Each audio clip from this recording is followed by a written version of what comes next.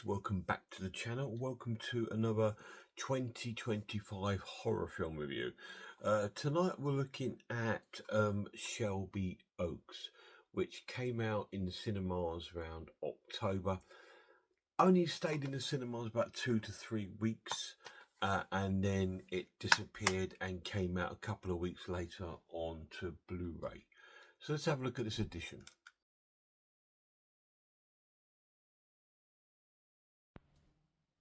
So here we are. This is the physical release of the 2025 horror film Shelby Oaks, released on the Altitude label, which I'm sure this is the same label that brought out the Winnie the Pooh films and stuff like that.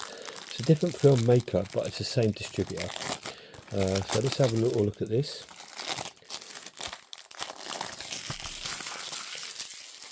So here we go. Who took Riley Brennan? So yes, as I thought, it was just going to be a standard release here on Blu-ray. There's the reverse with reviews from different magazines saying the cross between the Blair Witch and Hereditary. And that is the physical release of Shelby Oaks. Bog standard release, no special things in there, no booklets, no posters, art cards, no reversible cover, just standard. Any special features?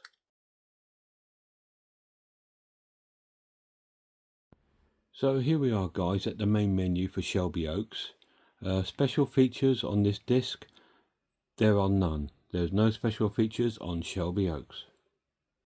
Absolutely fuck all. Absolutely nothing on there. No, nothing at all. Just your setup is 2.0 sound or 5.1, and that's it. So to the story.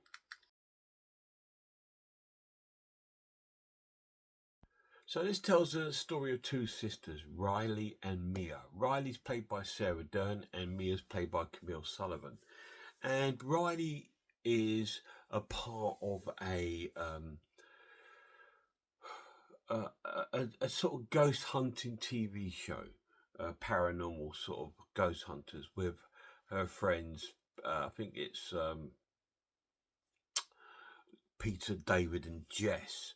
And they've gone to this old deserted ghost town called Shelby Oaks. When you see it, it looks a lot like Chernobyl, where it's all overgrown with it, even with an old sort of like furnace wheel, like an old fairground wheel, like in the Chernobyl thing. So they've taken elements of that and tried to produce it into America. Anyway, that they find some found footage cassettes of them filming their program, and Riley got's gone missing, but the other three guys are killed by this kind of mad guy that's kind of escaped from this sort of institution, apparently. And it starts off in a very strange sort of frame. It's all like a little square frame, and it starts off like that and tries to play out like a Netflix documentary straight away. But then it sort of breaks into the film, and we see the sister being approached by a house by the guy that is supposedly kidnapped his Riley, etc. And he shoots himself on the doorstep, and she finds a tape that he has with him, and she plays the tape, and it shows what's happened to the three people that were killed and to Riley. And she decides to take it to the police and sort of like tries to find the staff of this old institution to look up this killer guy. And in the end, she takes it on her own to go to Shelby Oaks on her own to discover what's happened to her sister, because she believes she's still alive. And then she meets this old kind of native kind of Indian woman there, and she sort of invites her into her house and all this kind of thing. So Mia goes in and tries to investigate what's going on. the killer's name is Wilson Miles, and he's played by Charlie Talbot. Um, and whilst Mia's investigating his house in the cellar, all these sort of crazy things, and she believes that they're hiding there, and then it sort of turns into a sort of satanic-y kind of cult film. So it's got a little bit of a found footage feel, goes to a missing person sort of film, like Mundo, and then it goes to her trying to find the place, and it's got a bit of a Blair Witch feel to it with these sort of wooden crosses everywhere, and that she sees these symbols that are supposed to be symbolizing the incubus, and then it goes to a little bit of like a the Korean film, the haunted hospital sort of thing. So it's all mixed up, all these sort of different films together. But has it any originality? Let's get to the final verdict and find out.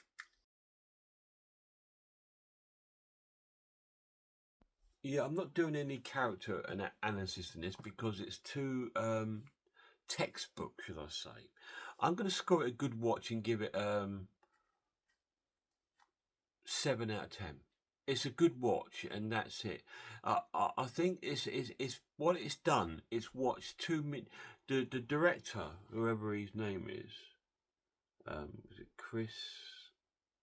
Can't read his name, but he seemed to have watched so many horror films, and he's taken little bits of them and tried to put them into this film, which ends up being very predictable. Have all the traits in it. Oh, you got to have the person raising from the floor.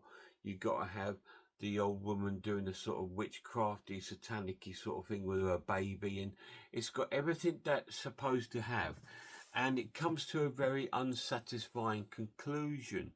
It just seemed to think, okay, well, that was pretty naff ending. So yeah, but it's still got some good things about it. The plus about it is quite a good idea in the sense of like this old ghost town and stuff like that. Because I do like things like Shinobi Diaries and stuff like that. And like I say, it steals from that. It steals from Hereditary. It steals from the Blair Witch. It steals from all these sort of crazy films and VHS and stuff like that.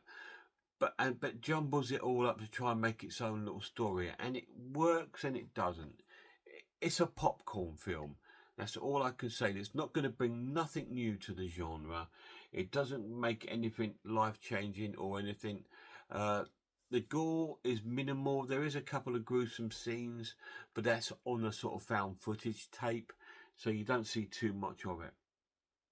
And then it's very, very, very predictable. But it was fun. 7 out of 10.